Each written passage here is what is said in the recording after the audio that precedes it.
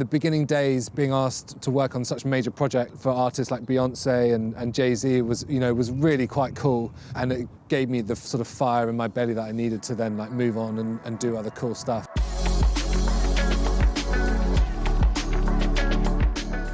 Hello, my name's Josh and I'm a freelance video director based here in London. And I work across sports, I work in fashion, and I also do a bunch of other corporate stuff, which is cool. So the way it will start is I will receive the brief, I'll write a director's treatment, and I will pitch for the idea. Hopefully we win the idea, and then we move into the pre-production. I basically bring my ideas to life, storyboard always, everything I storyboard. You have to, it's a clear way of knowing what's going on, and it's a beautiful way to align the team on the day. With what I do is I assemble my crew. I basically act as a producer as well as a director, so I'll assemble the crew, I'll find out the locations, and that's basically how we make the thing happen. On the day when we shoot, it's my job to assemble the crew, but more importantly, it's my job to direct the show. You know, the whole thing is up to me, really. Performance of the actors or models or talent, making sure they feel comfortable, making sure everything runs smoothly, but more importantly, making sure we stick to that storyboard that we've created. I can't stress how important a storyboard is. A storyboard is basically the bare bones of a structure, and it's kind of, without a storyboard, it's like a heart surgeon going in without any of his tools. That guy gonna die. Post-production. As a director, I also oversee the post-production side. That's an exciting time. The edit is important. Sometimes I'll take it on myself. It really depends on the level. I am a documentary filmmaker. I do like to get involved in the edit.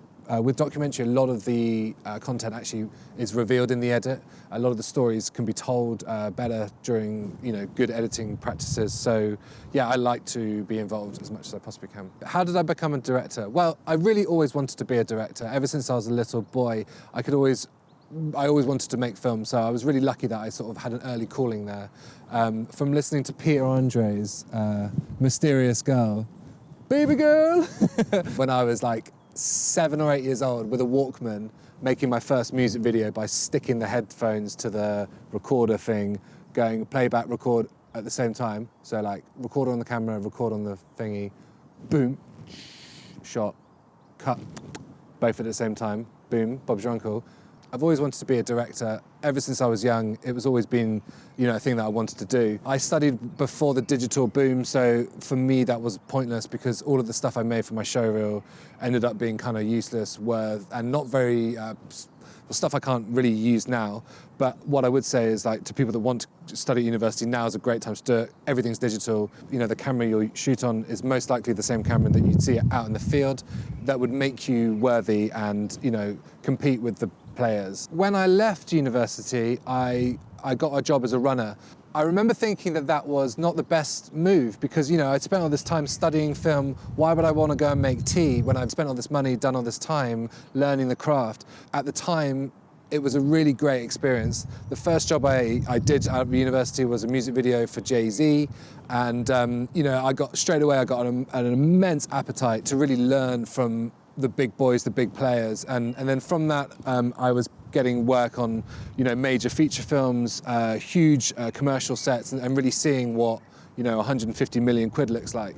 There are so many ways to be a director, but ultimately, the best way to be a director is to be a director. Now, I know that sounds really silly, but hey, look, you got to take yourself seriously. Like, if you don't take yourself seriously, no one else will, right? Nobody is going to be a director without a decent showreel.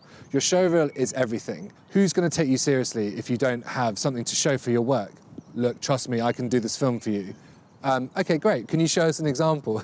Is always the next question. Your showreel has got to be good. Make it say everything about you and more.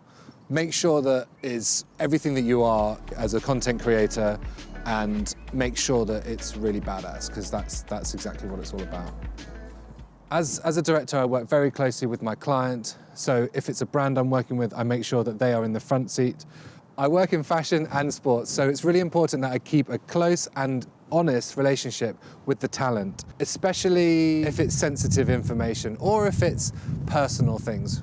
It's really important to keep an honest and fluid, natural conversation going. I did. I knew I wanted to be. So after being a runner on set, I remember my first directing job, it was really not very good. It wasn't very strong. And it casted doubt on my ability. But then later I realized The reason I was underprepared was because I was simply junior.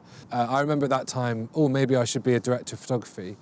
Being a director of photography is so close to what I do with regards to my directing. I have a very visual directing style, so the two come hand in hand. For me personally, I had a bit of a battle in my head, you know, should you be one, should you be the other? And traditionally we're taught to always choose one or the other. You're a director or you're a DOP, because doing both is, you know, considered, well, it's two different jobs, right? After a while, I quickly realized I was a strong director, and actually this would be the career choice for me.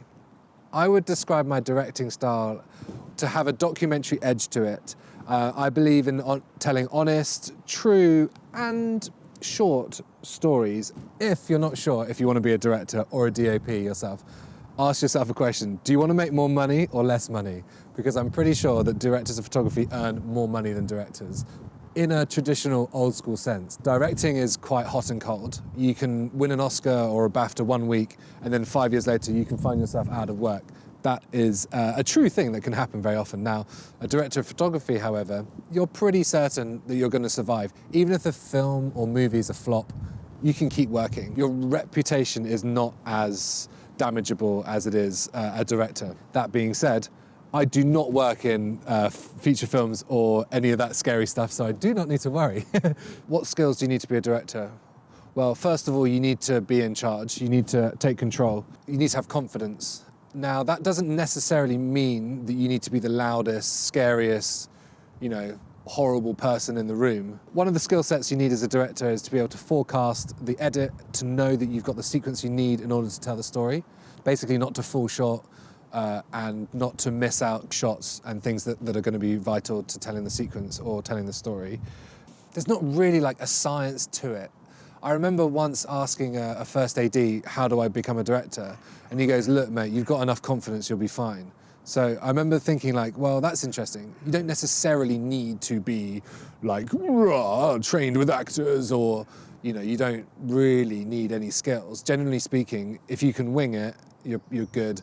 You know, if you're extremely creative and you've got a detailed eye, you'll get it. Generally, if you know you're going to do it well, then you'll do it well. For me, the most important skill as a director is really having the trust and faith from everyone, the client, the crew, the talent. Most importantly, the talent. The talent really need to feel safe, and for them, it's important that they have a seat at the table. In the beginning, I remember being very inspired by the general production, working as a runner, seeing what magic looked like. For me, that was a clear inspiration globally. I would say, however, there was no one that particularly stood out for me in terms of their directing styles, only watching the magic. This is going to sound a bit off key, but I honestly feel like I'm my biggest inspiration. And I say this not in an arrogant sense. There are people out there who are so much better than me. I say this from a stance of the fear of FOMO. Now, do you know what I mean when you see other people really busy, really like traveling the world with it, earning serious wonga, and really like busy. Now, I'm sure those people are better than me because they are, you know, infinitely better. But I do not want to engage with that. So I deliberately don't follow people that I know are excellent. I deliberately stay away from my best competition because I get that fear, you know, the fear of missing out, that FOMO feeling. It's very real. In this game, we always, no matter how gangster you always are comparing yourself slightly to other people. Now, obviously, I'm pretty sure I could figure that one out myself. For that reason, I try really hard to not engage with other people that I know are better than me. For me as a director, it was very cool to be invited to go to Finland to film Bentley's, a commercial for Bentley on a frozen lake. That was cool.